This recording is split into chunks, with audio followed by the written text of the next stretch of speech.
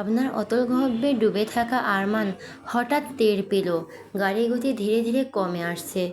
বাস্তবে ফিরে এলো ও। এর দৃষ্টিপটে চোখ ফেলতেই আরমানের ভুরু কুঁচকে উঠল। গাড়ি এসে থেমেছে এক ভীষণ চেনা অথচ এই মুহূর্তে অপ্রত্যাশিত জায়গায়। চোখে পড়ল বাড়ির সামনে জড়ো হয়ে থাকা শতাধিক মানুষের ভিড়, শোকস্ত মুখ, ফিসফাস কথোপকথন, কারো চোখে অশ্রু, কারো মুখে গভীর সাদ। আরমানের বুকের ভেতরটা হঠাৎই এক অজানা আশঙ্কায় কেঁপে উঠল।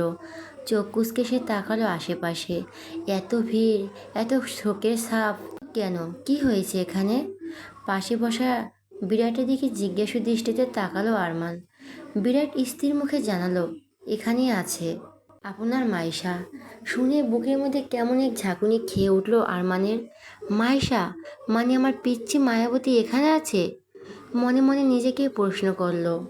গাড়ির দরজা খুলে ধীরে ধীরে নামলো।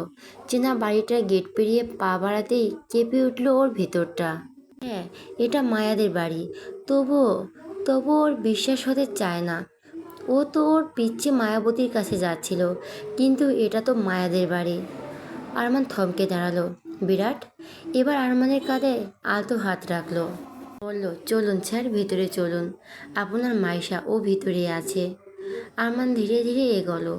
উঠোন পেরিয়ে ঘরের ভিতরে পা রাখতেই তার চোখে পড়ল সেই দৃশ্য যা কোনো ভাষায় বর্ণনা করা যায় না। ঘরের মাঝখানে একটি মৃতদেহ শায়িত। মাথার কাছে নিস্তব্ধ হয়ে বসে আছে এক নারী, নিঃশব্দ পাথরের মতো স্থির। চোখ শুকিয়ে যাওয়া অশ্রুর দাগ, চোখ থেকে কাজল গলে গাল বেয়ে নেমেছে নিচে। এলোমেলো চুল, বিবর্ণ চেহারা, স্তব্ধ দৃষ্টি। এক দৃষ্টিতে তাকিয়ে আছে সামনে শোয়ানো সেই লাশটির দিকে। আরমানের পা থেমে গেল। বিরাট এবার সামনে এগিয়ে গিয়ে হাত বাড়িয়ে দেখালো, ওই যে আপনার মাইশা। বিরাটের হাতের আঙ্গুল অনুসরণ করে তাকালো আরমান। চোখ পড়ল মেয়েটির ওপর, আর তাতেই যেন পায়ের নিচে থেকে মাটি সরে গেল ওর। চমকে উঠল ও, যেন নিজের চোখকেও বিশ্বাস করতে পারছে না। থমকে গেল আরমানের হৃদয়। এটা এটা কিভাবে সম্ভব? বিরাটের হাতের আঙুলে সোজাসুজি থাকা মেয়েটি আর কেউ নয়, মায়া। হ্যাঁ, মেয়েটি মায়া। মায়া তালুকদার, যে এখন নিজের বাবার লাশের মাথার কাছে বসে আছে। তবে আজ সে চিরচেনা কোমল মুখে নেই হাসি, নেই আলোর ঝিলিক, আছে শুধু এক গভীর বিষণ্ণতা। মনে হলো ও কি স্বপ্ন দেখেছে। মায়া, মায়া ওর পিচ্ছি মায়াবতী। এটা কিভাবে সম্ভব? আর মায়ার বাবা কিভাবে কি হলো? কিছুই বুঝতে পারছে না আরমান। পর্যন্ত তো সবই ঠিকঠাক ছিল। আর হ্যাঁ, কাল রাতে তো মায়া আর বাড়ি ফিরেনি, পার্টি থেকে তাড়াহুড়ো করে বেরিয়ে যাওয়ার পর। মাইশার সাথে দেখা করা খুশিতে ওর মায়ের কথা ভুলেই গেছিল। মনেই ছিল না কাল রাতে অফিসে আরমান একটা পার্টি রেখেছিল ডিল ফাইনাল হওয়ার খুশিতে। সবই ঠিকঠাক চলছিল, কিন্তু হঠাৎ পার্টি চলাকালীন মায়া তাড়াহুড়া করে অফিস থেকে বেরিয়ে যায়। কাল সন্ধ্যায় নিজের প্রাইভেট কারের পাশে হেলান দিয়ে দাঁড়িয়ে আছে আরমান। দৃষ্টি তার এক হাতে স্ক্রল করতে থাকা ফোনে। পরনে কালা ফুল স্লিভ শার্টটি প্যান্টে নিখুঁতভাবে ইন করা।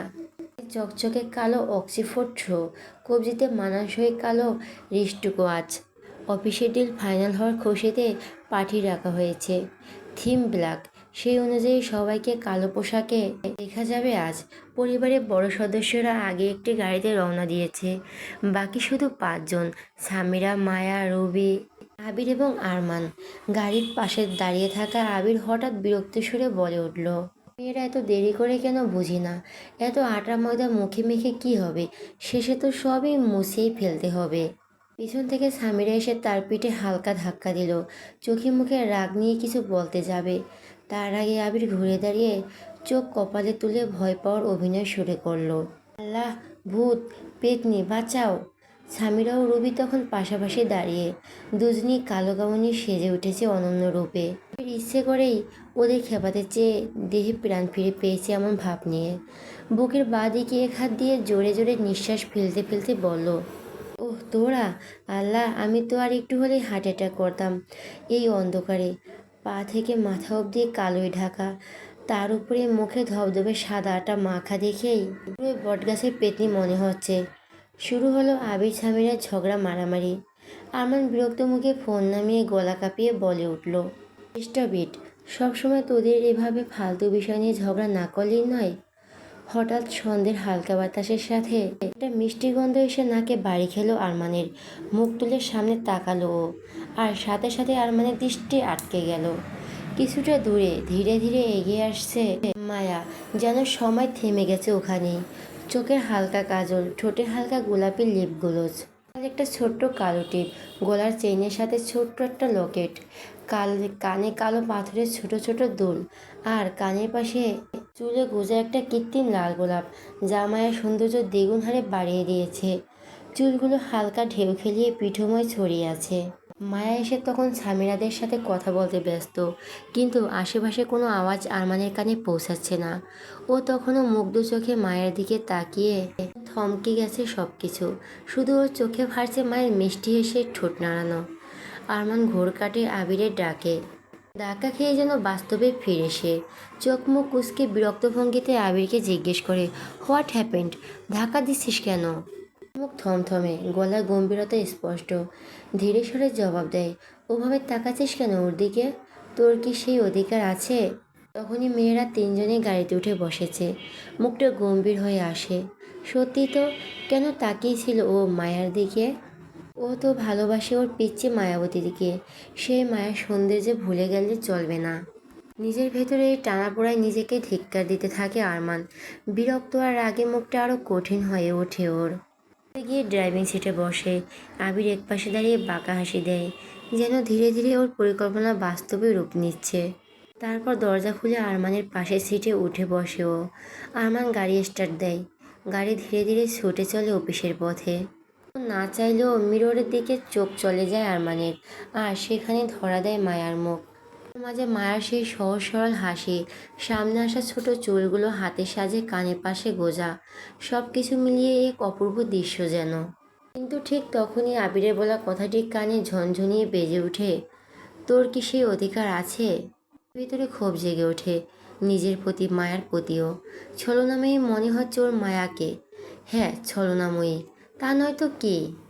কেন মায়া এলো আবার তার জীবনে? কেন সব কিছু আবার এভাবে এলোমেলো করে দিচ্ছে সে? পৌঁছে হলরুমের দরজার সামনে এসে থামে ওরা। আরমান মৃদু ঠেলায় দরজা খুলে দেয়। এরপর আরমান আর মায়া দুজনেই একসাথে ভিতরে পা রাখে। তখনই ফটাস, আচমকা রঙিন কনফিডেন্ট বৃষ্টি নেমে আসে উপরের দিক থেকে।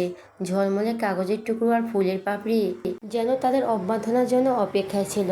চারপাশে করতালি উচ্ছ্বাস। এই গুরুত্বপূর্ণ বিজনেস ডিল সফল করার পেছনে মায়ের ভূমিকা কেউই অস্বীকার করতে পারে না, বরং সবার বিশ্বাস আরমানের এই সাফল্যের পেছনে মায়েরই সবচেয়ে দৃঢ় অবদান রয়েছে। আর তাই আর সবার কাছে মায়া আরও সম্মানীয়, গুরুত্বপূর্ণ। সবাই একে একে এগিয়ে এসে আরমান ও মায়াকে কংগ্রাচুলেশন জানায়। ড্যানিয়েলও বাদ যায় না, তিনিও উপস্থিত সেখানে। আরমান সঙ্গে সামান্য কথা বলে মায়ের দিকে এগিয়ে আসেন। তো মায়া যেন তাকে দেখেও দেখেনি, চোখ ফিরে নিয়ে অন্যদিকে চলে যায়।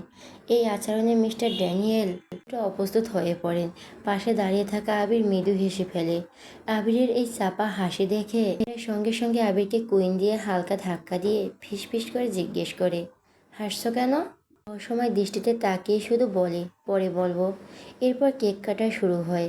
রিকোয়েস্ট করে আরমান আর মায়াকে একসাথে কেক কাটার জন্য। প্রথমে মায়া কিছুটা না না করে, তারপর রাজি হয়ে যায়। মায়া গিয়ে আরমানের পাশে দাঁড়ায়। ওদের সামনে একটা টেবিল, কেক রাখা। আরমান টেবিল থেকে চাকুটা হাতে তুলে নেয়। তারপর অপেক্ষা করে মায়ের হাত দেওয়ার। মায়া তার কাঁপা কাঁপা হাত ধীরে ধীরে এগিয়ে দেয় আরমানের হাতের দিকে। আরমানের হাতের কাছে হাত রাখতে কিছুটা কেঁপে ওঠে মায়া। সেই কম্পন আরমান নিজেও অনুভব করে। ও একবার আর চোখে তাকায় মায়ার দিকে। মায়া তার মাথা নিচু করে নিচের দিকে তাকিয়ে আছে। তার হাত আরমানের হাতে স্পর্শ করতেই আবারও সেই চেনা স্পর্শ, যেন ও এই স্পর্শই হন্যে হয়ে খুঁজে বেড়াচ্ছে, যেটা একমাত্র ওর পিচ্ছি মায়াবতীর কাছে গেলে পাবে। তবে মায়ের এই স্পর্শ কেন এমন লাগছে? কাছে থাকলে, পাশে থাকলে কেন মনে হয় যে ওর পিচ্ছি মায়াবতী ওর কাছে আছে? সামিরা, কি হলো ভাইয়া? কেকটা কাটো।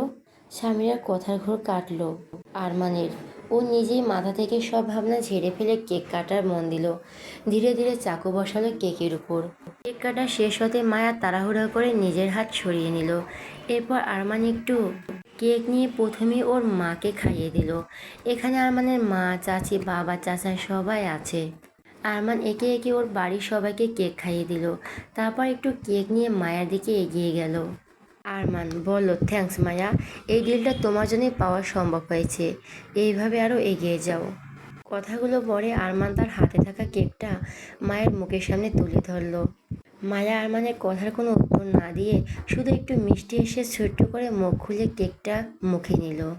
তখনই সামিরা ওদের কাছে এসে হালকা কাশি দেওয়ার নাটক করে বলল, বলছি ভাইয়া, আমারও কি একটু সৌভাগ্য হবে তোমার হাতে কেক খাওয়ার? আবির হঠাৎ করে এখানে উদয় হয় সামিরার ঘাড়ে। এক হাত রেখে উদাস হওয়ার ভান করে হতাশ গলায় বলল। আবির হঠাৎ করে ওখানে উদয় হয়ে সামিরার ঘাড়ে এক হাত রেখে উদাস হওয়ার ভান করে হতাশ গলায় বলল, আমাদের সেই সৌভাগ্য নেই রে শামুক, সেই সৌভাগ্য নেই। সামিরা চট করে রেগে গিয়ে ঝাড়ি মেরে আবিরের হাত নিজের ঘাড় থেকে সরিয়ে রাগী গলায় বলল, তোমাকে বলছি না যে আমাকে শামুক বলবা না, তাও আবার এই এত লোকের মাঝে? বলে সামিরা মুখ ঝামটা দিয়ে দাঁড়িয়ে থাকলো। এদিকে আবির একজন ওয়েটারের থেকে একটা প্লেটে কেক নিয়ে সামিরার কাছে গিয়ে বলল, আরে আমার শামুক সোনা, ও সরি আমার সামিরা সোনা, রাগ করে না, আমাদেরকে কেক খাওয়ানোর কোনো মানুষ নেই, তাই চল আমরা একে অপরকে খাওয়াই। এই বলে আবির কিছুটা কেক নিয়ে সামিরার মুখে তুলে দিল। সামিরাও কেক খেয়ে নিজে কিছুটা কেক প্লেট থেকে তুলে নিয়ে আবিরকে খাইয়ে দিল। আবির সামিরা দেওয়া কেক মুখে নিয়ে চোখ বন্ধ করে উপভোগ করছিল। এই ফাঁকে সামিরা কিছুটা দুষ্টু এসে প্লেট থেকে বাকি কেকটুকু নিয়ে আবিরের পুরো মুখে লেপে দিল। তারপর দুষ্টু এসে বলল, এটা আমাকে শামুক বলার শাস্তি। বলি সামিরা দু হাত নিজের গাউন ধরে মারল ছুট। ওকে আর পায় কে? ও খুব ভালোভাবে জানে আবির ওকে পেলে ওর অবস্থা খারাপ করে দেবে। আরমান সামিরাকে ছুটতে দেখে ওর উদ্দেশ্য চিল্লিয়ে বলল, ছুটকি আসতে, পড়ে যাবি তো। এদিকে মায়া প্রথমে সামিরার কথায় লজ্জা পেয়ে মাথা নিচু করে দাঁড়িয়েছিল, কিন্তু পরে আবির আর সামিরার কাণ্ড দেখে জোরে জোরে হেসে ফেলল। এদিকে আরমান সেই হাসির দিকে মুগ্ধ হয়ে চেয়ে রইল, আর নিজের মুখে ফুটে উঠল মৃদু হাসি। আর এদিকে আবির তো পুরো বোকা বনে গেল। ও অবাক হয়ে হাঁ করে তাকিয়ে থাকলো সামিরা যাওয়ার দিকে। নিজের সাথে কি হলো বিষয়টা বুঝতে পারল না ও। রুবি এগিয়ে এসে মুখ টিপে হেসে আবিরের দিকে টিস্যু পেপার এগিয়ে দিয়ে বলল, মুখটা পরিষ্কার করে নিন, সবাই হাসছে আপনাকে দেখে। আবির বোকার মতো রুবির দিকে তাকিয়ে জিজ্ঞেস করলো, কিন্তু কেন হাসছে সবাই? রুবি আবিরের এমন বোকা বোকা ভাব দেখে কিছুটা বিরক্ত হয়ে বলল, কারণ এইমাত্র সামির আপনার মুখে কেক লেপে দিয়ে গেছে। আবির বলল, ও হ্যাঁ তাই তো, দেখাচ্ছে ওকে মজা। এই বলে ও রুবি থেকে টিস্যু পেপার নিয়ে নিজের মুখ পরিষ্কার করতে শুরু করলো। একটা পেপারে হলো না, রুবি আরও কয়েকটা টিস্যু পেপার এগিয়ে দিল। আবির কিছুটা দুষ্টু হেসে রুবির উদ্দেশ্যে করে বলল, টিস্যু পেপার না দিয়ে তোমার ওই গায়ে থাকা ওড়নার আঁচলটা দিলে ভালো হতো, একদম ফিল্মি রোমান্টিক ব্যাপার হয়ে যেত। রুবি মুখ বেঁকিয়ে বলল, বয়ে গেছে আমার আপনাকে ওড়নার আঁচল দিতে, খেতে পেলে শুতে চাই। কথাগুলো বলেই রুবি আবিরকে উদ্দেশ্য করে মুখ বেঁকিয়ে অন্যদিকে চলে গেল। এদিকে আবির বাঁকা হেসে বলল, আজ না দিলেও একদিন তো দিতেই হবে রুবি ডার্লিং, সেদিন নিজে তুমি আমার মুখ মুছিয়ে দেবে তোমার ওই আঁচল দিয়ে। পার্টিতে সবাই যে যার মতো আনন্দ করতে ব্যস্ত। চারোদিকে কালো সাজে সজ্জিত। কিছুটা অদ্ভুত হলেও ভীষণ সুন্দর লাগছে পুরো হলরুমটা। তার উপরে পার্টিতে থাকা প্রতিটি ব্যক্তিও কালো সাজে সজ্জিত। চারোদিকে ঝিলিমিলি লাইট, হালকা মিউজিক, সাথে ড্রিঙ্কের ব্যবস্থা, টুংটাং শব্দ, মানুষের গুঞ্জন, সব মিলিয়ে ভীষণ অদ্ভুত রকমের সৌন্দর্য খেলা করছে পুরো রুমটাতে। আমার মাইক হাতে নিয়ে সকলের উদ্দেশ্যে কিছু বক্তব্য দিল। তার মধ্যে ছিল মায়াকে নিয়ে কিছু কথা। সে মায়ার বুদ্ধিমত্তার জোরে এই ডিলটা ফাইনাল হয়েছে। মায়াকে সবার সামনে স্পেশাল থ্যাঙ্কস জানালো আরমান, সাথে সকল ডিজাইনারকেও যার এই প্রজেক্টে কাজ করেছে। এরপর আরমান নিজের বক্তব্য শেষ করতেই আবির মাইক হাতে নিল। তারপর বলতে শুরু করলো, হ্যালো এভরিওয়ান, পার্টিটা কেমন যেন মরা মরা লাগছে। চলুন আমরা এবার একটা ডান্স প্লাস গেম খেলি, পার্টিটা একটু মাতিয়ে তুলি। কি বলে সবাই? সকলের সমন্বয় ইয়েস বলে চেলে উঠল। আবির আবারও বলতে শুরু করলো, চলুন তাহলে শুরু করি। এখানে ডান্স হবে, তবে সবাই যে যার মতো পার্টনার চুজ করতে পারবে না। এটাই হচ্ছে মেন টুইস্ট। মেয়েরা সবার মানে যারা যারা পার্টিসিপেট করতে চায় তারা তারা একটা টেবিলে নিজেই কোনো জিনিস রাখবে, সাথে সেই জিনিসের সাথে একটা কাগজ নিজের নামটাও লিখে রাখবে। তাহলে মেয়েরা ঝগড়া শুরু করে দিতে পারে যে এটা আমার আর ওটা আমার না। আর রাখার সময় কোনো ছেলে দেখতে পাবে না। তারপর ছেলেটা গিয়ে টেবিলে থেকে একটা করে মেয়েদের রাখা জিনিস তুলে নেবে। সেটা যেই মেয়েরই হবে সেই মেয়েই হবে তার ডান্স পার্টনার। এই সবাই বুঝছেন তো? আবার সবাই একসাথে চিল্লিয়ে উঠলো হ্যাঁ বলে। একজন মেয়ে চিল্লিয়ে বলে উঠলো, আর এতে আমাদের বচ আরমান স্যারকেও জয়েন করতে হবে, কি বলো সবাই? সকল মেয়েরা হ্যাঁ বলে চিল্লিয়ে উঠল। আবির ভয়ে ভয়ে তাকালো আরমানির দিকে। আরমানির মুখ কিছুটা গম্ভীর, তবে সবাই একসাথে অনেক রিকোয়েস্ট করায় আরমান গম্ভীর মুখে মাথা নাড়ল। আরমানকে রাজি হতে দেখে সব মেয়েরা খুশিতে চিল্লিয়ে উঠল। সবাই চায় তার ডান্স পার্টনার যেন আরমান হয়। এই নিয়ে সবার মনে মনে দোয়া করতে লাগলো। সবাই ভীষণ এক্সাইটেড। মায়া প্রথমে রাজি হয়নি এতে পার্টিসিপেট করার জন্য, কিন্তু রুবি, আবির, সামিরা আর তানিশার জোর জবরদস্তি ওকে রাজি হতে হলো। সকল মেয়েদের সাথে নিজেও গেল ওই একটা জিনিস রাখতে। তারপর ফিরে এসে আবারও নিজের জায়গায় দাঁড়ালো। এদিকে মিস্টার ড্যানিয়েল মায়াকে পার্টিসিপেট করতে দেখে উনি নিজেও দ্বিগুণ আগ্রহ নিয়ে পার্টিসিপেট করতে চাইলো। উনি এখন পর্যন্ত একবারও মায়ের সাথে কথা বলার সুযোগ পায়নি। আসলে সেই সুযোগ মায়া নিজে থেকেই দেয়নি। ড্যানিয়েলের বিয়ে বলো, হিন্দি গানে ডান্স হবে, কিন্তু উনি তো হিন্দি তেমন একটা বোঝেন না। কিন্তু তবু উনি এই ডান্সে পার্টিসিপেট করবে। বাই চান্স যদি মায়াকে পার্টনার হিসেবে পেয়ে যায় তাহলে ওনার ভাগ্য খুলে যাবে। উনি মায়ের দিকে এগিয়ে গিয়ে মায়াকে উদ্দেশ্য করে আস্তে আস্তে বলল, হেই মায়া, তুমি কি রেগেছো? আবির হঠাৎ করে মাইকের মধ্যে ড্যানিয়েলকে উদ্দেশ্য করে বলে উঠল, এটা সিটিং মিস্টার ড্যানিয়েল, এভাবে তো মায়াকে জিজ্ঞেস করতে পারেন না যে ও কি রেখেছে। যান যান, মেয়েদের সবার রাখা হয়ে গেছে, আপনি গিয়ে এবার নিয়ে আসুন কিছু একটা, যান। আবির এইভাবে মাইকের মধ্যে বলায় সবাই শুনতে পেল, আর এতে সবার দৃষ্টি গিয়ে পড়ল মায়া এবং ড্যানিয়েলের উপর। এতে মিস্টার ড্যানিয়েল কিছুটা অপ্রস্তুত হয়ে পড়লেন। এদিকে আরমান রাগী চোখে তাকালো মায়ার দিকে। মায়া আরমানের রাগী দৃষ্টি নিক্ষেপের উপর পড়তেই দেখে ঝটপট ওখান থেকে কেটে পড়ল। আরমানের মা, বাবা, ছোট আম্মু, ছোট আব্বু ওরা সবাই চলে গেছে ইতিমধ্যেই। আরমানের মায়ের মনে হয়েছে সবাই মায়াকে নিয়ে একটু বেশি বেশি করছে, কিন্তু উনি কিছু বলতেও পারছে না, কারণ উনি নিজেও জানে না ডিল ফাইনাল হওয়ার পিছনে মায়ের অনেক বড় হাত আছে। তাই উনি বিরক্ত হয়ে চলে গেছে। সাথে ছোট আম্মু, ছোট আব্বু এবং আরমানের ড্যাডও চলে গেছে। ছোটরা নিজেদের মতো আনন্দ করছিল। এরপর শুরু হলো আসল খেলা। সবাই প্রথমে আরমানকে যেতে বলল টেবিল থেকে একটা জিনিস তুলতে। আরমান ধীরে ধীরে এগিয়ে গেল টেবিলের দিকে, আর এদিকে সকল হার্টবিট বেড়ে গেছে।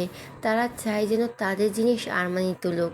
সবাই টান টান উত্তেজনা নিয়ে তাকিয়ে আছে এটা দেখার জন্য যে আরমান কী তোলে।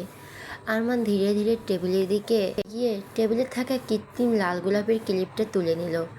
সাথে থাকা ছোট কাগজও আছে, আর সেই কাগজে এই ক্লিপের মালিকের নাম লেখা আছে। ওই গোলাপের ক্লিপটা তুলে দেখে অনেক মেয়ে হতাশ হলো, কারণ তাদের জিনিস আরমান তোলেনি। আবির আরমানের কাছে গিয়ে কাগজের টুকরোটা নিয়ে নিল। তারপর সেটা খুললে দেখতেই ওর মুখ খুশিতে চকচক করে উঠল। মাইকে অ্যানাউন্স করলো সেই মেয়ের নাম। আপনার হয়তো অনেকেই অধীর আগ্রহে অপেক্ষা করে আছেন এটা জানার জন্য যে কে সেই ভাগ্যবতী যে আরমান স্যারের ডান্স পার্টনার হওয়ার সুযোগ পেয়েছে। তো চলুন বলেই দেই, সেই ভাগ্যবতী হলো মিস মায়া তালুকদার, আপনাদের হেড ডিজাইনার।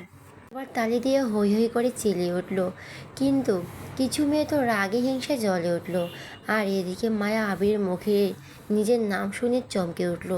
ওর হার্টবিট এতটাই বেড়ে গেল যেন নিজেই শুনতে পাচ্ছে ও এতক্ষণ দেখেনি। আরমানের হাতে থাকা জিনিসটা ওর চোখে তুলে তাকালো আরমানের হাতের দিকে। আবির, মিস মায়া প্লিজ এগিয়ে আসুন, আপনার জন্য আপনার ছেলে অপেক্ষা করছে। আর হ্যাঁ, হাতে থাকা গোলাপের ক্লিপটা নিজে হাতে পরিয়ে দিতে হবে মায়ার মাথায়, আর তারপর শুরু হবে ডান্স। আবারও সবাই একসাথে ইয়েস বলে চিল্লিয়ে উঠল। আরমান সেই গোলাপের ক্লিপ হাতে ধরে মুখে কোনো প্রকার এক্সপ্রেশন ছাড়া ডান্স ফ্লোরের মাঝখানে দাঁড়িয়ে আছে। এদিকে ভয়ে মায়ার বুক কাঁপছে, সামনে যাওয়ার সাহস পাচ্ছে না। আর বাকিরা সবাই মায়া মায়া ধ্বনি তুলছে নিজেদের মুখে। তানিশা আর সামিরা মায়াকে ঠেলে নিয়ে গেছে আরমানের সামনে দাঁড় করিয়ে দিল। মায়ার মাথায় তখনও নিচু, লজ্জায় সংকোচে দুহাত এক জায়গায় করে মুচড়ি করছে ও। আরমান ধীর পায়ে এগিয়ে গিয়ে মায়ের পিছনে একেবারে গা ঘেঁষে দাঁড়ালো। এরপর বাঁ হাত দিয়ে মায়ের কানের কাছে চুল আলতো হাতে সরিয়ে দিয়ে ডান ডান হাত দিয়ে ক্লিপ লাগিয়ে দিল। মায়া আরমানের স্পর্শ পেতে চোখ বন্ধ করে নিল। ক্লিপ পরানো শেষ হতেই আরমান মায়ের কোমরে হাত দিয়ে এক টান দিয়ে নিজের বুকের সাথে মিলিয়ে নিল। চারপাশে উজ্জ্বল লাইট অফ হয়ে গেছে, শুধু একটা স্পটলাইট গিয়ে পড়লো আরমান আর মায়ার উপর। সকলের সমন্বয়ে চিৎকার করে উঠল, মিউজিক সিস্টেমে বেজে উঠল গান। আর সেই গানের তালে নাচ শুরু করলো আরমান ও মায়া। মায়া তো পুরো ঘোরের মধ্যে আছে, কি হচ্ছে ওর সাথে ও কিছু বুঝতে পারছে না। আরমান মায়ের অবস্থা বুঝে ওকে এক মুহূর্তের জন্য ছাড়লো না, নিজের মতো গানের তালে নাচিয়ে নিল ওকে। নাচ শেষ হলো এমন এক দৃশ্য যেখানে মায়া আরমানের হাতে পড়ে আছে, আরমান দু হাত মায়ের কোমরে, মায়া এক হাত আরমানের গলায় পেঁচিয়ে। ওরা দুজনেই নিজের দিকে কিছুটা ঝুঁকে আছে, দুজনের দৃষ্টি একে অপরের চোখে আটকে, যেন দুজনেই ঘোরের মধ্যে আছে। ওদের দুজনে ঘোর কাটল সকলের করতালি ও চিল্লাচিল্লির আওয়াজে। ওদের নাচ দেখে সবাই মুগ্ধ। মায়া তাড়াতাড়ি নিজেকে ছাড়িয়ে নিয়ে ছুটে গিয়ে একটা চেয়ারে বসলো।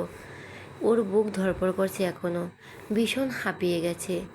নিজেকে কিছুটা ধাতস্থ করে ঢকঢক করে এক গ্লাস পানি পান করলো। মায়ের কাছে তানিশা, রুবি, সামিরা এগিয়ে এলো। ওরাও ওই টেবিলে গোল হয়ে বসে পড়ল। তারপর শুরু করলো নাচের প্রশংসা। এদিকে আরমানও নিজের অ্যাটিটিউড বজায় রেখে ডান্স ফ্লোর থেকে গিয়ে নিজের বর্ধকিত সোফায় গিয়ে বসে পড়লো, পায়ের উপর পা তুলে। তারপরও ওখান থেকে খেয়াল করলো মায়া সামিরা থেকে নিজের ফোনটা নিয়ে দেখতেই চমকে উঠল। তারপর কাউকে কিছু না বলে হঠাৎ করে উঠে দাঁড়িয়ে ছুটে বেরিয়ে গেল হলরুমে। এদিকে আবিরও পরবর্তীতে যারা ডান্স করবে তাদের নিয়ে ব্যস্ত ছিল।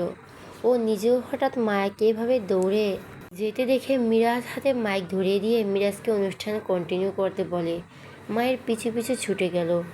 আরমান নিজেও দেখতে চেয়েছিল বিষয়টা কী হলো, তবে তখনই বিরাটের কল আসায় ও অন্যদিকে চলে যায়। বর্তমান বিরাটের হাতের আঙুলে অনুসরণ করে তাকিয়ে আছে, বিড়বিড় করে উঠল, মায়াই মাইশা, আমার পিচ্ছি মায়াবতী। বর্তমান বিরাটের হাতের আঙুল অনুসরণ করে তাকিয়ে আরমান বিড়বিড় করে উঠল, মায়াই মাইশা, আমার পিচ্ছি মায়াবতী। তৎক্ষণাৎ আবারও বিরাটের হাতের আঙুল তুলে আরমান ভুল শুধরিয়ে বলে উঠল, না স্যার, আপনার বুঝতে ভুল হচ্ছে। মায়ের পাশে মায়াকে আগলে ধরে বসে থাকা মেয়েটি হচ্ছে মাইশা, মাইশা তালুকদার, মায়ের চাচাতো বোন, যাকে আপনি এত বছর ধরে খুঁজছেন। এটা শুনে আরমান একবার অবাক চোখে বিরাটের মুখের দিকে তাকিয়ে হাতের আঙুল অনুসরণ করে আবার তাকালো মায়ের পাশে থাকা মেয়েটির দিকে। পাথরের মতো নির্জীব হয়ে বসে থাকা মায়া তার পিচ্ছে মায়াবতী নয়, বরং তার পাশে বসে থাকা অন্য এক মেয়ে, যে মায়াকে জড়িয়ে ধরে চোখ অশ্রু নিয়ে বসে আছে, সেই ওর পিচ্ছি মায়াবতী। আবারও একবার আরমানের পায়ের নিচের মাটিটা দুলে উঠল, মায়া মাইশা নয় এটা জেনে। বিরাটের বলা কথাটা আবারও কানে বাজল। মায়ার পাশে মায়াকে আগলে ধরে বসে থাকা মেয়েটি হচ্ছে মাইশা, মাইশা তালুকদার, মায়ের চাচাতো বোন, যাকে আপনি এত বছর ধরে খুঁজেছেন। মাইশা, যার নাম ও হৃদয়ে বয়ে বেরিয়েছে বছরের পর বছর, সেই নামটি ছিল ওর হৃদয়ের এক অংশ। এই কি সেই মেয়ে? কই চোখে চোখ পড়তে তো কোনো অনুভূতি হলো না, কাঁপল না ওর হৃদয়? কোনো একবারও তো মনে হচ্ছে না যে ওই মাইশার নামে মেয়েটি ওর পিচ্ছি মায়াবতী। ওর যে আগে অনুভূতি হতো যে ওর পিচ্ছি মায়াবতীকে খুঁজে পেলে এক ছুটে গিয়ে বুকে জড়িয়ে ধরবে, তবে কই এখন তো সেই ইচ্ছে হচ্ছে না মাইশা নামের মেয়েটিকে জড়িয়ে ধরতে, বরং একটা ফাঁকা অনুভূতি যে এই মাইশা নামের মেয়ের মধ্যে কোথাও নেই সেই পিচ্ছি মায়াবতী, সেই অনুভূতি, সেই চোখ। ওর তো এই সময় ইচ্ছে করছে ছুটে গিয়ে মায়ের বুকে আগলে নিতে, সান্ত্বনা দিতে, ওর মাথায় হাত বুলিয়ে দিতে, বলতে যে তোমার বাবা চলে যাচ্ছে তো কি হয়েছে, আমি তো আছি, সারা জীবন আগলে রাখবো তোমায়। ভিতরে ভিতরে আরমান একটা অদ্ভুত দ্বন্দ্বে জড়িয়ে পড়ল। বিরাটের কণ্ঠে ঘোর কাটল আরমানের। স্যার, আমি এবার যাই, আমার কাজ শেষ, পৌঁছে দিয়েছি আপনাকে আপনার মাইশার কাছে, এখন আমাকে যেতে হবে। আরমান দ্বিধান্বিত গলায় কিছুটা আমতা আমতা করে বলল, বিরাট, তুমি শিওর তো যে এই মাইশা? না মানে ওর নেম প্লেট অধিকারী মাইশা আর এই মাইশা এক তো? হ্যাঁ স্যার, আমি 100% শিওর। আর শিওর ওর কথায় আসছে কোথা থেকে? আমি সব ভালোভাবে খোঁজ লাগিয়েছি, আর আমার কাছে সব প্রমাণও আছে যে ওই নেম প্লেট এর মাইশাই এই মাইশা। আমার এক কেসের পুরো ফাইল প্রমাণসহ রেডি আছে, আমি আপনাকে পাঠিয়ে দিচ্ছি। এখন আমাকে যেতে হবে স্যার, আমার আরও অন্য কেস আছে। আর হ্যাঁ, দরকার হলে আপনি একবার মিস মাইশার সাথে কথা বলে নিন। এখন আমি যাই। আরমান ঠিক আছে বলে বিরাটকে বিদায় দিল, কিন্তু ও তখনও বুঝতে পারছে না কী হচ্ছে ওর সাথে। মাথার ভিতর সব কিছু যেন গুলিয়ে যাচ্ছে, এলোমেলো লাগছে সব কিছু। আজ যেন ওর পিচ্ছে মায়াবতীকে পেয়েও পেল না, অথচ সেই মেয়েটা ওর সামনে আছে, কিন্তু তাকে মানতে পারছে না ও কিছুতেই। আরমান দুই হাতে নিজের মাথার চুল খামচে ধরল। ঠিক তখনই ওর কাঁধে কেউ একজন হাত রাখলো। পিছন ফিরে দেখলো আবির দাঁড়িয়ে আছে। আবির আরমানকে এতটা বিচলিত বিধ্বস্ত দেখে ওর কাঁধে হাত দিয়ে জিজ্ঞাসা করলো, কি হয়েছে তোর, ঠিক আছিস? আর এখানে কখন এলি? আরমান নিজেকে স্বাভাবিক রাখার চেষ্টা করে বলল, ঠিক আছি আমি, এই একটু আগে এসেছি। কিভাবে হলো এসব? আবির একটা দীর্ঘশ্বাস ছেড়ে বলল, কাল রাতে পার্টি চলাকালীন হসপিটাল থেকে কল করা হয়েছিল মায়াকে। ওর বাবার অবস্থা হঠাৎ করে ভীষণ খারাপ হয়ে যায়। মায়া প্রথমে পার্টিতে ব্যস্ত থাকায় কল এসেছিল, সেটা হয়তো খেয়ালই করিনি। পরে হসপিটাল থেকে ওকে মেসেজ দেওয়া হয়েছিল ওর বাবার অবস্থা খারাপ, তাই যেন তাকে যত তাড়াতাড়ি সম্ভব ও হসপিটালে পৌঁছায়। মায়া ওই মেসেজ দেখে পার্টি থেকে তাড়াহুড়া করে বেরিয়ে আসে। ওকে ওভাবে দেখে যেতে আমি ওর সাথে বেরিয়ে আসি। আইসিইউতে নেওয়া হয়েছিল ওনাকে। সারা রাত মৃত্যুর সাথে লড়াই করে ভোরের দিকে শেষ নিঃশ্বাস ত্যাগ করেছেন। আরমান কী বলবে বুঝে উঠতে পারল না। এত কষ্ট, এত যুদ্ধ করেও বাবাকে শেষ রক্ষা করতে পারল না মেয়েটা। একবার তাকালো মায়া দিকে। বাবার মাথার পাশে পাথরের মতো নিশ্চল হয়ে বসে আছে সে। মুখটা নিঃশব্দ, চোখ দুটো শূন্য দৃষ্টিতে বাবার মুখের উপর স্থির। গাল বেয়ে শুকিয়ে যাওয়া জলরেখার দাগ এখনো স্পষ্ট, চোখ দুটো ফুলে লাল হয়ে উঠেছে, চুলগুলো এলোমেলো অবিন্যস্ত, যেন নিজেরই খেয়াল নেই। মাথায় সে লাল গোলাপের ক্লিপটা আর দেখা যাচ্ছে না, হয়তো কোথাও পড়ে গেছে, কিংবা নিজের হাতে খুলে ফেলে রেখেছে কে জানে। হঠাৎ বাইরে থেকে ভেসে এলো চেঁচামেচির আওয়াজ। আরমান ও আবির চমকে তাকালো সদর দরজার দিকে। গার্ডরা একজোট হয়ে মিডিয়ার লোকদের আটকে রাখার চেষ্টা করছে। রিপোর্টাররা জেনে গেছে আরমান শাওরিয়ার এসেছেন এখানে। একটা সাধারণ মধ্যবিত্ত পরিবারের একজনের মৃত্যুতে দেশের শীর্ষস্থানীয় একজন ব্যবসায়ী উপস্থিত, সেটা তাদের কাছে বড় খবর। আরমান খেয়াল করলো ওর বাবা, উনি এখানে উপস্থিত। একপাশে নিঃশব্দে দাঁড়িয়ে আছেন তিনি। দৃঢ় কণ্ঠে আবিরকে জিজ্ঞেস করলো, ড্যাড এখানে কখন এসেছে? আবির ধীরে বলল, আঙ্কেল ভোরের দিকে হসপিটালে পৌঁছে গিয়েছিলেন। শুনেছি উনি লোক লাগিয়ে রেখেছিলেন মায়ের বাবার অবস্থা সম্পর্কে সব খবর যেন ওনাকে জানানো হয়। ডাক্তারের সাথেও ওনার ভালো সম্পর্ক। তুই তো জানিস তোর দাদু আর মায়ের দাদু এক সময়কার বন্ধু ছিলেন, সেই সূত্রে তোর ড্যাড আর মায়ের বাবার মাঝেও ছিল এক গভীর বন্ধুত্ব। একটু থেমে নিঃশ্বাস নিল আবির, তারপর আবার বলল, তোর মায়াকে ডিভোর্স দেওয়ার পর থেকে মায়ের বাবার ভীষণ অভিমান হয় আঙ্কেলের উপর, যোগাযোগ পুরো বন্ধ করে দেন। আর আঙ্কেলও লজ্জায় মুখ দেখাতে পারেনি ওনাকে। কিন্তু আজ ভোরের দিকে যখন শেষ নিঃশ্বাস ফেলেন মায়ের বাবা, তার আগে ভেঙে যায় দুই বন্ধুর মান অভিমান। মৃত্যুর মুখে দাঁড়িয়ে উনিও বুঝে নেন তোর ড্যাডের কোনো দোষ ছিল না, তোর আর মায়ের সম্পর্ক ভাঙনে। সবটা তো তুই ঠিক করেছিলি, তবুও শেষ সময় মেয়েটা নিজেকে আর একা রেখে যেতে চায়নি তিনি। আর পাশে ছিল না কোনো আপনজনও, সেই মুহূর্তে নিজের জীবনে একমাত্র বন্ধুকে পাশে পেয়ে তোর ড্যাডকেই তিনি নিজের সবচেয়ে বড় দায়িত্ব দিয়ে যান। বলেন মায়াকে যেন তিনি দেখে রাখেন।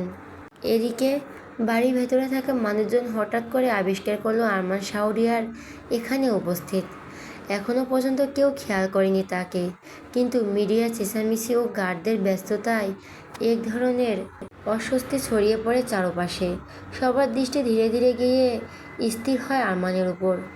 মিডিয়ার হট্টগোল সামাল দিতে কোনোভাবে রিপোর্টারদের বুঝিয়ে আরমানের বাবা তাদের নিয়ে বেরিয়ে যান।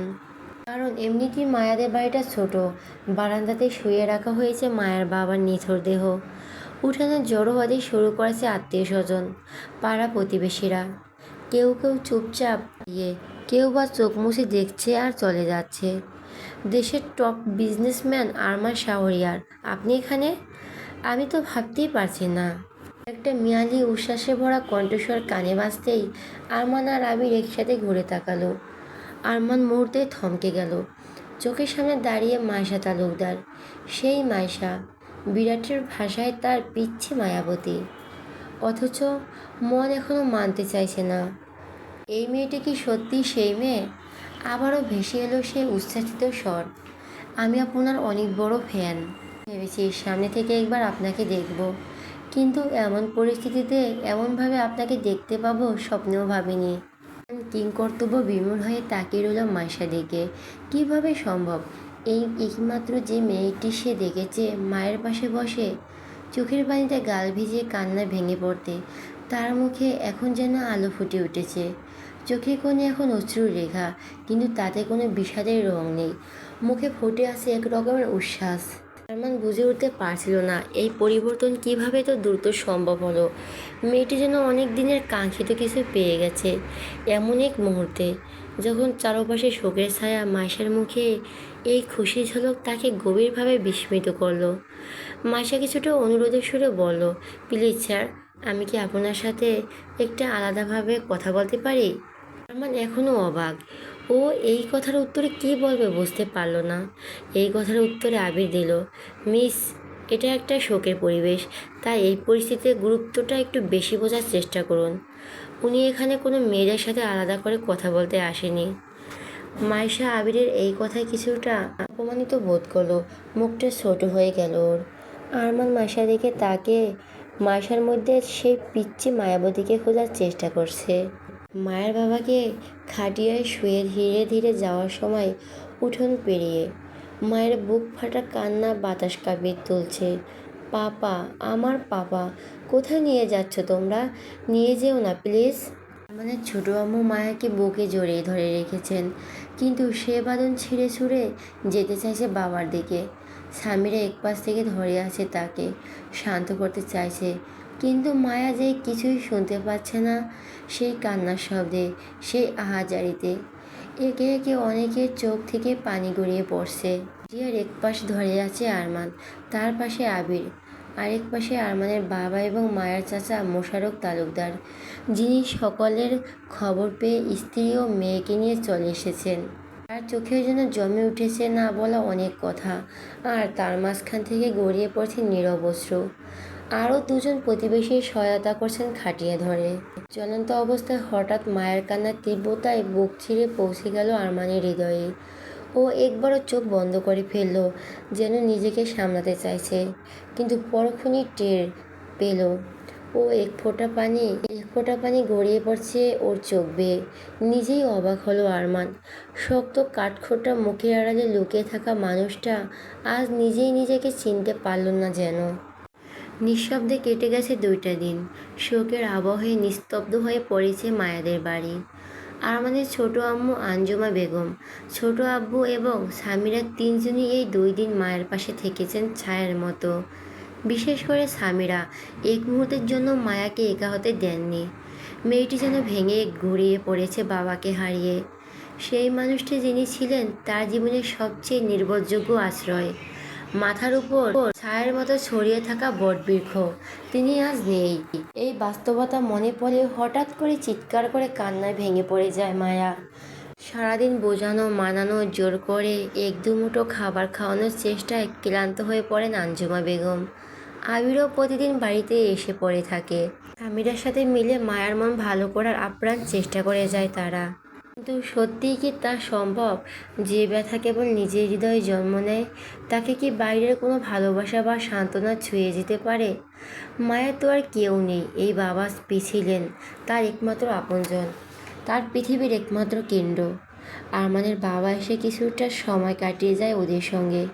তিনি চুপচাপ গভীর সহানুভূতির ভঙ্গিতে পাশে থাকেন। মায়াকে বাবার স্নেহ দেওয়ার চেষ্টা করেন। সবাই মিলে চেষ্টা করেন মায়াকে আবারও একটুখানি স্বাভাবিক জীবনে ফিরিয়ে আনতে। আর এদিকে যে কারো জীবন মৃত্যু দুঃখ বেদনা কিছুই গোনে না, সে আরমান শাহরিয়াও যেন বদলে গেছে। কে কি বলল, কে দেখলো, তাতে বিন্দুমাত্র পরোয়া না করে ও এসে খোঁজ নিয়েছে মায়ার। কিছুটা সময় ও নিজেও কাটিয়ে যায় ওদের সাথে। হয়তো মায়াকে সান্ত্বনা দিতে পারে, না বলে মুখে কিছু বলে, তবে ও এখনও এসে বোঝানোর চেষ্টা করে যে আরমানও মায়ের পাশে আছে। ছোট আম্মুর থেকে খোঁজ নেয় মায়া খেয়েছে কি না। অদ্ভুত পরিবর্তনে সবাই বিস্মিত হলেও এক রকম প্রশান্তিতে অনুভব করছে মনে মনে। আরমানের মা এখনও কিছু জানেন না আরমানের এখানে আসার বিষয়ে। জানলে যে কি বিপর্যয় নেমে আসবে তা যেন কল্পনাই করা যায় না। এদিকে মায়ের চাচা চাচি এবং চাচাতো বোনও এখন মায়েদের বাড়িতেই। ঘটনাচক্র শাহরিয়ার পরিবারের আগমন এবং পারিপার্শ্বিকতা দেখে ওরাও খানিকটা বিস্মিত। এমন অভিজাত প্রভাবশালী এক পরিবারের সঙ্গে মায়েদের আত্মীয়তা, এটা আগে ওনারা জানতো না। আরও বড় চমক এলো তখন, যখন আরমানের বাবা নিজে গিয়ে মায়ার চাচাকে পরিচয় দিলেন নিজের। মুহূর্তে চিনে ফেলেন তিনি সেই মানুষটিকে। মায়ের চাচা মোশারেফ তালুকদার ছিলেন মায়ের বাবার বড় ভাই। বহু বছর আগে, তখন মায়ের বয়স মাত্র 10 আর মাসার 12। তীব্র অভিমান আর রাগে ভর করে বাবার সঙ্গে মনোমালিন্য হয় ওনার। সেই রাগেই বাড়ি ছেড়ে চলে যান স্ত্রী ও সন্তানকে নিয়ে। আর কখনো ফিরে আসেননি। ধীরে ধীরে সমস্ত যোগাযোগ বিচ্ছিন্ন হয়ে যায়। রক্তের সম্পর্ক কি সহজে মুছে ফেলা যায়? হঠাৎ কোনো এক অদ্ভুত টানে, একান্ত অন্তর্গত অপরাধবোধে কিংবা ভাই হারানোর আশঙ্কায় বহু বছর পর মন কেমন করে ওঠে তার। রওনা দেয় গ্রামের পথে। সেখানে পৌঁছে খোঁজ নিতে শুরু করেন ছোট ভাইয়ের, কিন্তু কেউই তার খোঁজ দিতে পারেন না। অবশেষে এক বৃদ্ধ প্রতিবেশীর মুখে জানতে পারেন তাদের বাবার মৃত্যুর খবর, এবং সেই সঙ্গে পান মায়াদের বর্তমান এবং বাড়ির ঠিকানা। দূরপাল্লায় দীর্ঘ পথ পাড়ি দিয়ে যখন স্ত্রী ও মেয়েকে নিয়ে পৌঁছান, তখন সকাল গড়িয়ে যাচ্ছে। দোয়েল ডাক ছিল দূরের কাছে, কিন্তু সে পাখির ডাককে ছাপিয়ে ওঠে শোকের নিস্তব্ধতা। দোরগোলায় পৌঁছে তিনি যা দেখলেন তা কল্পনাতেও ছিল না। নিজের ছোট ভাই শুয়ে আছেন বারান্দার মাঝখানে, সাদা চাদরে মোড়ানো নিথর শরীর, নির্বাক চিরনিশ্চল। বছরের পর বছর রাগ, অভিমান, দূরত্ব সব যেন এক নিমিষে চূর্ণ হয়ে যায় সেই দৃষ্টিপটে। এদিকে মায়ার চাচি মঞ্জিলা বেগম মায়েদের এত সুন্দর সুগঠিত বাড়ি দেখে যেন মুগ্ধ হয়ে গেছেন। কলকাতায় এমন পরিপাটি পরিবেশ থেকে জীবন কাটানোর সুযোগ তা সহজে হাতছানা করতে চান না তিনি। শুনেছেন মায়া নাকি শাহরিয়া কোম্পানিতে খুব বড় পজিশনে আছে। তার মানে এই শহর থেকে জীবনে বাকি সময়টা কিছুটা স্বস্তির কাটানো যাবে। এতদিন ধরে তারা ছিল মাইশার মামার বাড়িতে। এখানে এক ধরনের নির্ভরশীলতা থাকলেও ছিল সীমাবদ্ধতা ও অস্থায়িত্ব। এখন মায়ার এমন স্থিতিশীল অবস্থান ও পরিবেশ দেখে মঞ্জিলা বেগম নিজের স্বামী মোশারেফ সাহেবকে বোঝাতে দ্বিধা করেননি। একটা মেয়ে একা থাক, এত কষ্টের সময় তাকে একা ফেলে যাওয়া ঠিক হবে না। আরও অনেক যুক্তিতর্ক তুলে ধরেছেন তিনি। শেষমেশ মোশারেফ সাহেবও রাজি হয়ে গেছেন এখানে থেকে যাওয়ার ব্যাপারে। তবে সত্যিকারের কারণটা অন্যত্র। এই চমৎকার পরিকল্পনার পেছনে মঞ্জিলা বেগমের যে বড় এক কৌশল লুকিয়ে আছে। যখন তিনি নিজের মেয়ের মুখ থেকে শুনলেন মেয়েটির মনে দাগ কেটেছে একজন, আর তিনি আর কেউ নন, দেশের আলোচিত ও সম্মানিত ব্যবসায়ী আরমান শাহরিয়ার। যখন দেখলেন মায়েদের সঙ্গে শাহরিয়ার পরিবারের একটা ঘনিষ্ঠ সম্পর্ক রয়েছে, তখন যেন তার মন আরও দৃঢ়প্রতিজ্ঞ হয়ে উঠল। এই সুযোগ কিছুতেই হাতছাড়া করা চলবে না। এমন এক পরিবারের সঙ্গে আত্মীয়তার সম্ভাবনা যার সামনে এসেছে, তিনি তো সেটাকে হাতের মুঠোয় নিয়েই ছাড়বেন। হোক, আরমান শাহরিয়াকে নিজের মেয়ের জামাই হিসেবে দেখার ইচ্ছে এখন দিনও প্রতিজ্ঞ হয়ে উঠেছেন মঞ্জিলা বেগম। এদিকে যখনই আরমান এ বাড়িতে পা রাখে, মাসা যেন অদৃশ্য কোনো সুযোগ হাতছানা করতে না চেয়ে গা ঘেঁষে আসে ওর পাশে। তার চোখে মুখে একরকম অদ্ভুত আগ্রহ। আরমান কি খাবে, কফি চাই কি না, কিছু লাগবে কি না, প্রতিটি কথায় অতিরিক্ত দরদের ছোঁয়া। তার কণ্ঠে ন্যাকামি আর আচরণের ঢং দেখে মুহূর্তে মুহূর্তে ভেসে ওঠে। আর তখনই হাজির হন মঞ্জিলা বেগম। মেয়ের গুণগান নিয়ে যেন ফুলে ভরা এক ঝুড়ি নিয়ে এসেছেন। প্রশংসার ঢালাও বন্যায় আরমানকে ভাসিয়ে দিতে বদ্ধপরিকর। সব কিছু মিলিয়ে আরমানের মুখে বিস্ময়ের ছাপ পড়ে, তবে মনে মনে একটা স্পষ্ট বিরক্তি কাজ করে। একসময় সে চুপি চুপি খুঁজে ফেলে মায়েশার ভেতরে নিজের ছোটবেলার সেই ইচ্ছে মায়াবতীকে, কিন্তু বারবার সে ব্যর্থ হয়। মায়েশার চোখে মুখে কথার চলনে একটু খুঁজে পায় না সেই মায়াবতীর কোমল ছায়া। মাঝে মাঝে মনে হয় কোথাও একটা ফাঁকা রয়ে গেছে যেন। মনের মধ্যে এক অস্থির দ্বন্দ্ব। মনে হয় না, এই মেয়ে তো সেই শুধু একবারই তো দেখা হয়েছিল ওদের, অত অল্প বয়সে। আর এতদিন ধরে তো শুধু কল্পনার উপর ভর করে গড়ে তুলেছিল সেই মেয়ের মুখচ্ছবি ও আচার আচরণ। হয়তো বাস্তবে মায়েশা তার থেকে কল্পনার গঠনের একেবারে মেলেই না, তাই এই অমিল। আর বিরাটও প্রমাণ দেখিয়েছে ওকে। এই নেম প্লেট ওর অধিকারী একমাত্র ওই মায়েশার। এদিনই মায়াবতী দুপুর 11টার দিকে মায়া ও সামিরা রুমের বারান্দায় বসে আছে। সামিরা এগুই বকাবক করছে। মায়া তাকিয়ে আছে অনেক দূরে শূন্য দৃষ্টিতে। সামনের কথায় তার কোনো নেই। মন পড়ে আছে বাবার সাথে কাটানো মিষ্টি সে স্মৃতিতে। আবিরও ছিল ওদের সাথে। ওই কিছুক্ষণ আগে বেরিয়ে গেল ও অফিসের উদ্দেশ্যে। হঠাৎ বাইরে চেঁচামেচির আওয়াজ শুনে সামিরা নিজের বকবক থামিয়ে দেয়। তারপর মায়াকে উদ্দেশ্য করে বলে, আপু, বাইরে কারা যেন চেঁচামেচি করছে, চলো দেখি। না, মায়ের কোনো সারা শব্দ নেই। কীভাবে চুপচাপ বসে রইল। সামিরা বুঝল মায়ের অবস্থা, তাই একটা দীর্ঘশ্বাস ছেড়ে মায়াকে কিছুটা ঝাঁকিয়ে বলো, আপু নিচে চলো, কারা যেন চেঁচামেচি করছে। মায়া শূন্য দৃষ্টি ঘুরে তাকালো সামিরা দিকে, তারপর কোনো অনুভূতি ছাড়াই বলো, চলো দেখি। এরপর দুজন রুম থেকে বেরিয়ে সোজা উঠোনে এলো। দেখলো এখানে সবাই আছে। মায়ের চাচু কথা বলছে কিছু লোকের সাথে। দেখেই বোঝা যাচ্ছে ওনারা কোনো কোম্পানি থেকে এসেছে।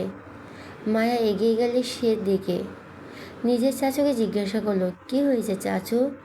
বলছেন ওনারা? মশারি সাহেব বলেন, দেখ না মা, ওরা নাকি বলছে বড় ওদের কোম্পানি থেকে বাকি নাকি বাড়ির দলিল বন্ধক দিয়ে লোন নিয়েছিল, কিন্তু সময় মতো লোন শোধ করতে পারেনি, তাই নাকি ওনারা এই বাড়ি দখল করবেন। কালকের মধ্যে যেন আমরা এই বাড়ি খালি করে দেই। মায়ার মাথায় যেন আকাশ ভেঙে পড়ল। চোখের সামনে জমা হলো কতগুলো কাগজ, সবই কড়া নোটিশ আর চূড়ান্ত সিদ্ধান্তের ছাপ বহন করে। কাপা হাতে সমস্ত ডকুমেন্টস এসে একে খুলে দেখলো। হ্যাঁ, কিছুদিন আগে বাবা এই লোনের প্রসঙ্গে বলেছিলেন, কিন্তু এমন নির্মম সত্য বাড়ির দলিল বন্ধন পড়েছে। নির্ধারিত সময় ঋণ শোধ না করতে পারলে এই বাড়ি কোম্পানির দখলে চলে যাবে, এটা জানতো না সে। বাবাকে প্রথমে কিছুটা জানায়নি ওকে নিজের রোগের কথা। একমাত্র সন্তান, তাকে কষ্ট দিয়ে কিছু বলতে চায়নি। কতখানি ভালোবাসলে একজন বাবা এমনভাবে নিজের যন্ত্রণাকে আড়াল করতে পারে। নিজের চিকিৎসকের জন্য লোন নিয়েছিলেন তিনি মায়ার অগোচরেই। ভেবেছিলেন সুস্থ হয়ে উঠে শোধ করবেন ঋণ, কিন্তু আমরা যা ভাবি তা কি সবসময় বাস্তব হয়? উপরওয়ালার পরিকল্পনা সময় আমাদের ভাবনার বহু বাইরে। মায়া অনেক বোঝানোর চেষ্টা করলো অফিসারদের। আবেগ ভরা গলায় বলল, ও লোনের পুরোটা শোধ করে দেবে, শুধু একটু সময় দিতে হবে। কিন্তু ওদের চোখে ছিল কেবল নিয়মের শীতল ছায়া। আমরা 1 সপ্তাহ আগে নোটিশ পাঠিয়েছিলাম, সময়সীমা পার হয়েছে। শর্ত অনুযায়ী বাড়ি এখন কোম্পানির দখলে। কাল সকাল পর্যন্ত সময় দিচ্ছে, এর মধ্যে যেন বাড়ি খালি করা হয়। এই বলে তারা চলে গেলেন। মায়ের নির্বাক হয়ে দাঁড়িয়ে রইল কিছুক্ষণ, তারপর ধীরে ধীরে হাঁটু গেড়ে বসে পড়ল সেই চৌকাঠে বাবার স্মৃতিতে ঘেরা বাড়ির দরজায়। চোখ দিয়ে অজর ধারায় গড়িয়ে পড়ল কান্না। বুকের মধ্যে কেউ যেন ধারালো কিছু দিয়ে টেনে ছিঁড়ে ফেলল হৃদয়টা। বাবার মৃত্যুর শোক এখনো দগদগে, তার উপর এই আঘাত। এই বাড়িটাও থাকবে না। এই দেওয়ালগুলো, এই উঠোন, এই ঘরটা যেখানে বাবা বসতেন, মায়ের মাথায় হাত রাখতেন, সব কিছু কি হারিয়ে যাবে এক নিমিষেই? চোখ ঝাপসা হয়ে এলো, চারপাশ কুয়াশার মতো ঘোলাটে। অতিরিক্ত কান্না, দিনের পর দিন ঠিকমতো খাওয়া না খাওয়া, শারীরিক দুর্বলতা আর মানসিক ধাক্কা একসঙ্গে হঠাৎ এসে আছড়ে পড়ল ওর উপর।